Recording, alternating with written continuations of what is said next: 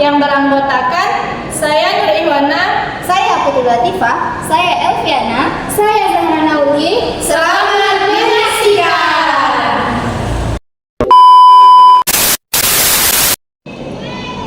Baik, saya akan menjelaskan materi tentang dasar hukum diperbolehkannya melihat calon istri. Dalam ajaran Islam, melihat calon istri sebelum melamar merupakan hal yang diperbolehkan atau disebut dengan mubah. Tujuannya bukan untuk memuaskan pandangan atau menuruti hawa nafsu, melainkan agar seseorang dapat menilai kecocokan sebelum memutuskan untuk menikah. Rasulullah SAW mencontohkan hal ini ke dalam beberapa hadis. Salah satunya dari Jabir radhiyallahu anhu mengatakan bahwasanya Rasulullah SAW bersabda, jika salah seorang di antara kalian melamar seorang wanita dan dia mampu melihat darinya apa yang akan mendorongnya untuk menikahinya, maka hendaklah dia melakukannya. Hadis riwayat Ahmad dan Abu Dawud.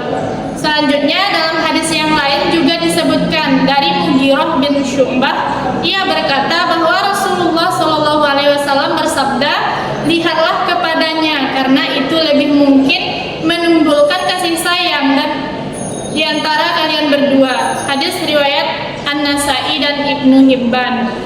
Nah, dari kedua hadis tersebut dapat kita pahami bahwasanya Islam itu memperbolehkan melihat calon istri untuk menumbuhkan keharmonisan dan rasa cinta, bukan untuk melanggar syariat Islam. Baik, selanjutnya saya akan menjelaskan mengenai tujuan dan batasan melihat calon istri. Tujuan diperbolehkannya melihat calon istri adalah agar timbul keyakinan dan ketenangan hati dalam mengambil keputusan untuk menikah. Islam memahami bahwa pernikahan adalah ikatan suci yang tidak hanya menyatukan dua jiwa, tetapi juga dua keluarga besar.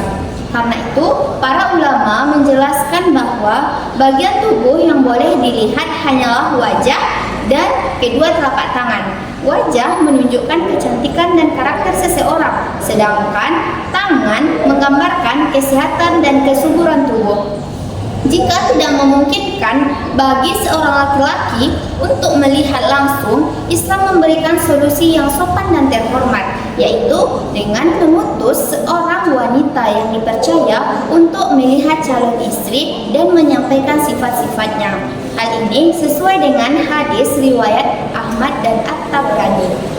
Dari sini kita belajar bahwa Islam mengatur semua aspek kehidupan termasuk dalam urusan memilih pasangan dengan penuh adab, kehormatan, dan tanggung jawab. Baik, saya akan melanjutkan materi tentang hukum melihat selain calon istri. Selain kepada calon istri, Islam juga menjelaskan aturan dalam memandang orang lain, terutama lawan jenis. Allah Subhanahu wa taala berfirman dalam surah An-Nur ayat 30 yang artinya yaitu katakanlah kepada orang-orang mukmin agar menahan pandangan mereka dan menjaga kemaluannya.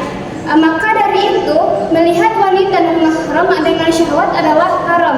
Namun jika aman dari fitnah diperbolehkan melihat wajah dan tangan saja.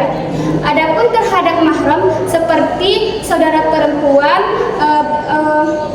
ibu atau bibi diperbolehkan melihat selain bagian antara pusar dan lutut.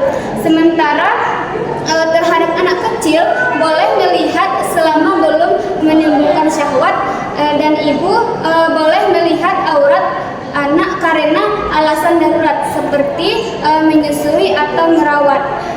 Begitu pula antara laki-laki dengan laki-laki dan wanita dengan wanita, keduanya dilarang melihat bagian tubuh antara pusar dan lutut. Semua ini menunjukkan bahwa Islam sangat menjaga kehormatan, kesucian pandangan, dan batas pergaulan antar sesama manusia. Baik, saya akan melanjutkan materi yang terakhir, yaitu pandangan suami istri. Dalam hubungan suami istri, Islam memberikan kelonggaran. Suami diperbolehkan melihat seluruh tubuh istrinya, begitu juga sebaliknya, karena hubungan mereka telah halal. Namun, setelah salah satu meninggal, hukum pandangan kembali kepada mahram, yaitu hanya boleh melihat selain antara pusar dan lutut. Untuk wanita, Islam juga melarang memandang laki-laki ajnabi dengan syahwat, sebagaimana laki-laki juga dilarang memandang wanita dengan syahwat. Kesimpulannya, Islam memperbolehkan melihat calon istri dengan niat baik dan tujuan yang benar, yaitu untuk mengenal dan memastikan kecocokan sebelum menikah.